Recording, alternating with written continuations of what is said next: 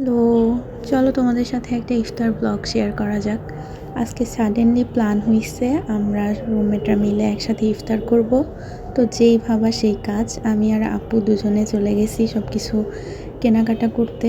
মুড়ি মাখাবো তো আমাদের হলে যে ছোট একটা বাজার টাইপের আছে ওখানে গেছিলাম। শসা, টমেটো যা যা লাগবে সব কিছু নিয়ে নিলাম। আপু শরবত বানানোর জন্য ট্যাঙ্ক কিনতে চাইতেছিল, বাট আমি আপুকে বলছি আপু আম্মু পাঠাইছে, আপনার আর কেনার দরকার নাই।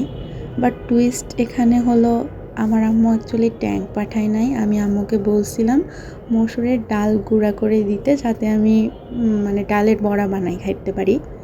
কিন্তু আমি জানি না আম্মু ওইটাই পাঠাইছে। এবার আমি ভাবছি ওইটা মেবি ট্যাঙ্ক, একদম ট্যাঙ্কের মতোই দেখা যাইতেছে। এবার আপু রুমে এসে ট্যাঙ্ক গোলাইতেছে, কিন্তু কোনো কালার আসতেছে না।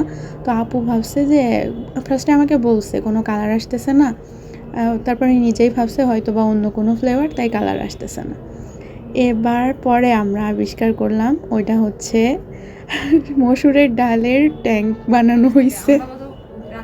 এরপর আর কি আমরা নতুন করে আবার ট্যাঙ্ক বানাইলাম, মুড়ি মাখাইলাম, তারপরে সবাই মিলে আজকে ইফতারটা শেষ করলাম। এর আগে যদি আমরা বুঝতে না পারতাম ওইটা হচ্ছে ডালের শরবত ছিল, তাহলে কি একটা অবস্থা হইতো ভাবো তোমরা সবাই।